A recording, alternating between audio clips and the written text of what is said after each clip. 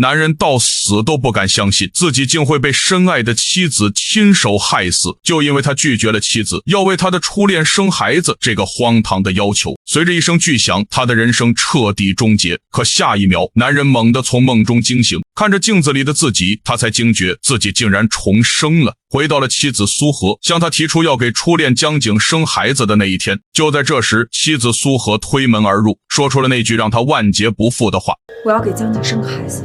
上一世，裴成就因为强烈反对，结果被妻子怨恨，最终被他开车同归于尽，还连累了全家人。我要你们全家给江景陪葬。这一次，裴成看着眼前这个惺惺作态的女人，听着她用恩师病重当借口，说着想为初恋的母亲完成抱孙子心愿的鬼话，他没有再像上一世那样暴怒，反而温柔地打断了他。我答应你。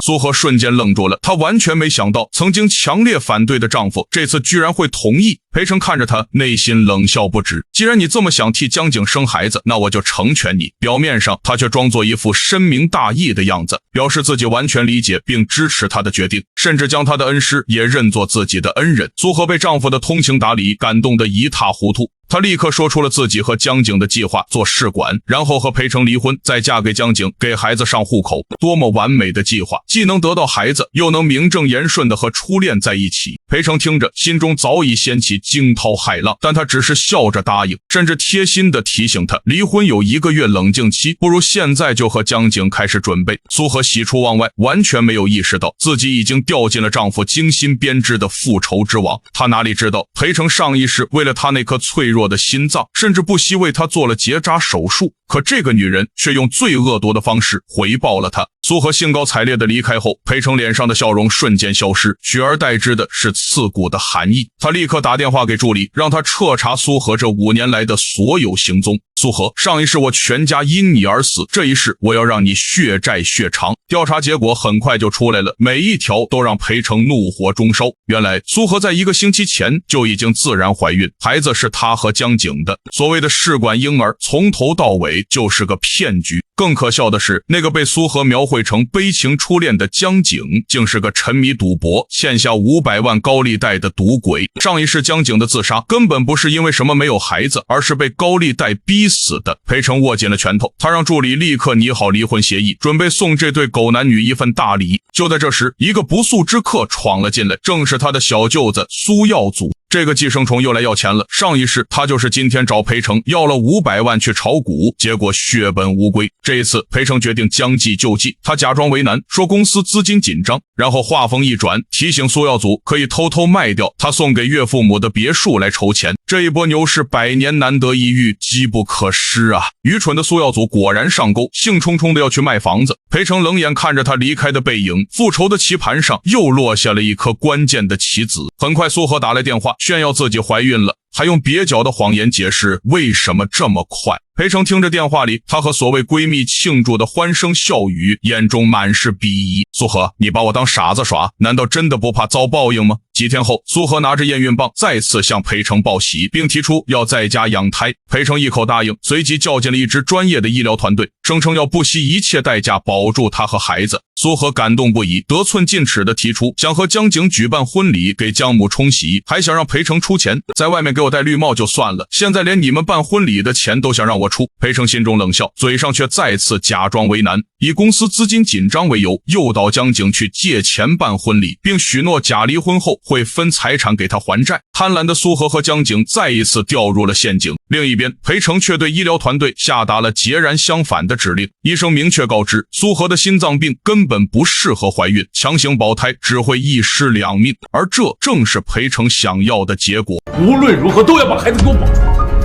苏荷，你那么想给江景生孩子，我怎么会让你失望呢？4个月后，苏荷的身体机能果然出现了严重问题，医生警告她撑不到生产那天，而此时流产死亡率高达70%。裴成果断终止了与医疗团队的合约，他要的就是这个结果，是时候收网了。他拨通了苏荷的电话，让他来签离婚协议。苏荷和江景兴冲冲地来到公司，却发现协议上赫然写着女方净身出户。苏荷傻眼了，质问裴成为什么1分钱都不给他。裴成不再伪装，他摊开所有证据，将2人的丑事彻底揭穿。你婚内出轨，我让你净身出户，没毛病吧？苏荷还在狡辩，声称是裴成当初答应的，但裴成一针见血地指出，他答应的是试管，而不是让他们暗度陈仓自然受孕。他甩出苏荷的孕检单，上面的日期就是铁证。你们这对狗男女早就搞到一起了吧？眼看事情败露，苏荷开始撒泼，以心脏病和怀孕为要挟，强行索要1半家产。裴成冷笑一声，表示1分钱都不会给。恼羞成怒的苏荷当场撕毁协议，威胁说不离婚他就永远是裴夫人，永远有权花裴家的钱。但他太小看裴成了。男人拿出手机，让助理念出重婚罪的法律条款，有配偶而重婚的，处2年以下有期徒刑或拘役。苏荷和江景瞬间面如死灰，他们忘了和江景的婚礼可是有无数证据的。在坐牢的威胁下，苏荷颤抖着签下了净身出户的协议。他放下一句这辈子都不会原谅你的狠话，狼狈离去。而江景这个自以为是的男人还在指责裴成城府太深，真后悔把苏荷让给他。裴成只觉得可笑至极。然而苏荷并没有死心，他以为自己还有最后的底牌，裴成送给他的那些珠宝首饰。他带着江景回到别墅，准备卷走所有值钱的东西，但裴成的助理早已等候多时，并明确告知他这些都属于夫妻共同财产，净身出户的他无权带走，如果强行拿走就是入室盗窃，面临的将是20年以上的监禁。苏荷彻底崩溃，他要求拿走婚前财产，结果助理只递给他一个装满破烂衣服的袋子。当初你嫁给裴总的时候一穷二白，连件像样的衣服都没有，还谈什么珠宝和首饰？这番话如同一记响亮的耳光，打得苏荷头晕目眩。他最后的希望寄托在了弟弟苏耀祖身上，以为自己当年塞的钱还能要回来，谁知电话一通，传来的却是弟弟炒股赔光家产，别墅即将被拍卖的噩耗。苏荷眼前一黑，彻底晕了过去。而这一切都在裴成的掌握之中。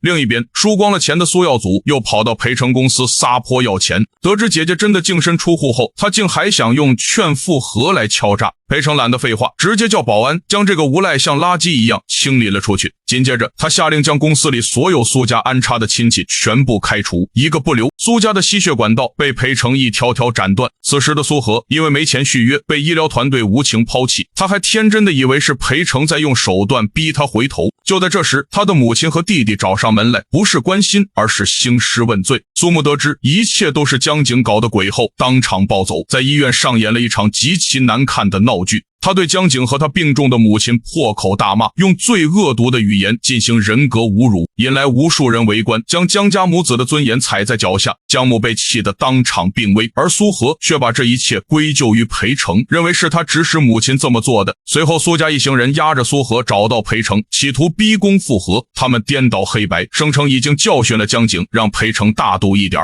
裴成看着这家人丑恶的嘴脸，直接抛出了重磅炸弹。你确定那苏荷肚子里的孩子是谁的？苏母和苏耀祖当场石化，他们这才知道女儿怀的是别人的孩子。震惊过后是无尽的愤怒和失望，他们关心的不是女儿的背叛，而是摇钱树的倒塌。苏母甚至骂女儿怎么不去死，但很快他们又换了一副嘴脸，企图道德绑架裴成，让他为苏荷的出轨买单，分一半家产。苏耀祖更是说出了我姐只不过是犯了全天下女人都会犯的错误，这种无耻言论。面对这毫无底线的一家人，裴成亮出了苏荷亲笔签名的净身出户协议，彻底击碎了他们的幻想。得知一切的苏母气急败坏，竟唆使儿子对怀孕的苏荷拳打脚踢，逼他把孩子打掉，好去跟裴成复婚。苏荷倒在地上，哭喊着孩子快保不住了，可家人却无动于衷。裴成冷漠地看着这场家庭闹剧，他再次提醒苏母，苏耀祖炒股的钱正是听信了自己的建议。苏家众人彻底疯狂，将矛头对准裴成，撒泼打滚，要他还钱。最终裴成叫来保安，将这群蝗虫全部赶走。走投无路的苏荷想到了最后一招，利用网络舆论。他坐着轮椅在公司楼下拉横幅，开直播，哭诉自己被黑心总裁始乱终弃，把自己塑造成一个被逼生子又被抛弃的可怜孕妇。不明真相的网友果然被煽动，裴成和他的公司瞬间陷入了舆论危机。苏荷因此爆火，甚至接到了直播带货的邀约。他得意地打电话给裴成，威胁他给钱了事，但他不知道裴成要的就是把事情闹大。既然你想让全天下都知道，那我就让你把事情搞得再大一点。就在苏荷直播带货人气达到顶峰的那一刻，直播间突然被一个神秘人接管，关于他婚内出轨、欺骗丈夫、初恋是赌鬼的所有证据都被公之于众。之前苏母大闹医院的视频也被曝光，舆论瞬间惊天逆转。苏和从受人同情的弱者变成了人人喊打的骗子。江母也因为受不了刺激和网暴而去世。江景彻底崩溃了，他冲到苏和面前质问他为什么要来祸害自己。苏和还在为自己辩解，说都是为了满足虚荣心，为了过上更好的生活。江景撕碎了他最后的幻想，告诉他要钱就去找裴成，然后决绝地离去。公司危机解除，名誉得到恢复，裴成赢得了所有。而苏和不仅要面对全网的唾骂，还要承担高达上亿的品牌方违约金。他最后一次找到裴成，声泪俱下的祈求帮助，但裴成只是冷冷地告诉他别逼他对一个孕妇动手。回到医院，他等来的不是江景的安慰，而是他母亲的死讯。江景将所有的怨恨都发泄在了苏和身上，他告诉他自己从来没有爱过他，只有恨，被唯一的依靠抛弃。苏和终于倒下了，躺在病床上奄奄一息。裴成来了，站在他的病床前，像一个审判者。苏和还在做着最后的美梦，以为他是来救自己的，以为他还爱着自己，他甚至还在保证以后会一心一意对他好。可惜啊，我早就不爱你了。裴成一句话将他打入地狱。他告诉他，他做的一切都是故意的，从同意他生孩子到为他请医疗队，全都是为了让他在希望中走向绝望。看着苏和惊恐绝望的眼神，裴成凑到他耳边说出了最后的判词：我想让你死。心电图变成一条直线，这个恶毒的女人终于得到了她应有的报应。